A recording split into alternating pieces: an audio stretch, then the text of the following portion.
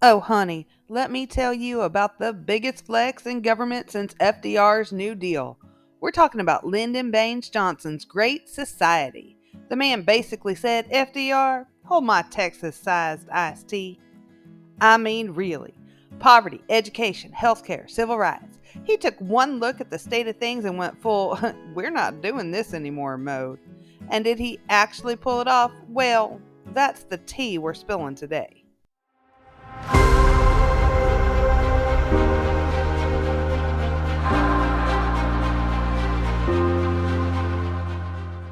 Now, we have to start with context because, Bestie, you can't just drop a great society without explaining why things needed to change. So, picture it America, 1964. JFK had been tragically assassinated. The whole country is reeling, and then bam, LBJ steps in. Now, most people thought he'd just kind of keep doing what Kennedy was doing. But oh no, honey. LBJ had his own plans, and when I say plans, I mean the man had a whole vision board for America. He called it the Great Society, and unlike some politicians who talk about change, this man went straight for the receipts.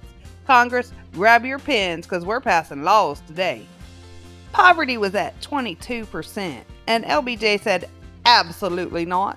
But rather than just making a speech about it, he declared an actual war on poverty, and oh, did he come armed with the battle pen.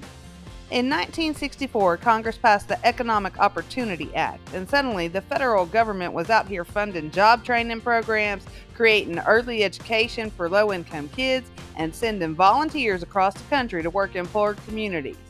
It wasn't just a policy, it was a full blown operation, and honey, it worked. Poverty rates started dropping. They weren't gone, but they were the lowest they had been in decades.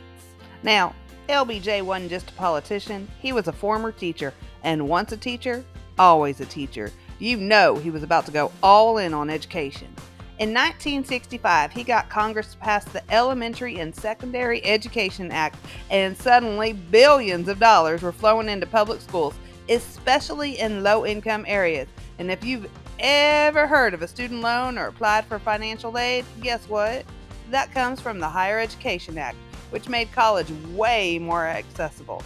So yeah, if you get to go to college because of federal aid, you've got LBJ to thank. Though, if you've already left college and are drowning in student loans right now, well, that's another tea for another day.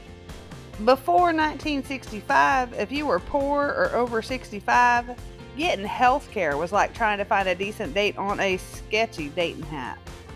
It was not happening. LBJ wasn't having that, so he signed Medicare and Medicaid into law. Suddenly, seniors had their medical bills covered and low-income families had access to health care. This was huge. Before this, half of all seniors had no health insurance at all because private insurers either wouldn't cover them due to age-related risks or charged outrageously high premiums that most couldn't afford. Now, millions of Americans could finally afford to go to the doctor without taking out a second mortgage. And then there's civil rights. LBJ didn't just talk, he acted. In 1964, he signed the Civil Rights Act, making segregation illegal and banning job discrimination based on race, sex, or religion. And he didn't stop there. A year later, he signed the Voting Rights Act, finally putting an end to those racist literacy tests and poll taxes that had been blocking black Americans from voting. LBJ literally told segregationists, y'all thought you won? Not on my watch. Now, here's where things got messy. LBJ was trying to build a great society and fight a war in Vietnam at the same time, and let me tell you, war is expensive. Congress started pulling money from Great Society programs to fund the war. Schools, housing, anti-poverty programs, all losing money because military spending kept ballooning. By 1968, it was clear. The Great Society wasn't just competing for funding, it was losing. Critics were screaming that the U.S. couldn't afford both social programs and a war, and guess what got cut first? Not the war. So, final verdict. Did the Great Society work? Well, it did a lot of good. Poverty rates dropped, civil rights laws changed America, and Medicare and Medicaid are still here today. But Vietnam pulled the funding, and some programs struggled, and conservatives pushed back hard on big government. LBJ wanted to be remembered as the president who ended poverty, but thanks to Vietnam, most people remember him as a president who escalated a war. The Great Society might not have been perfect, but if you've ever gone to the doctor with Medicare, received help from Medicaid, or benefited from public school funding, you're living in LBJ's America. So here's to LBJ, the president who tried to fix America and fight a war at the same time. Spoiler alert, war is expensive. And if you love spilling this tea, don't forget to like, subscribe, and share. History is full of drama, and trust me, I've got so much more to spill.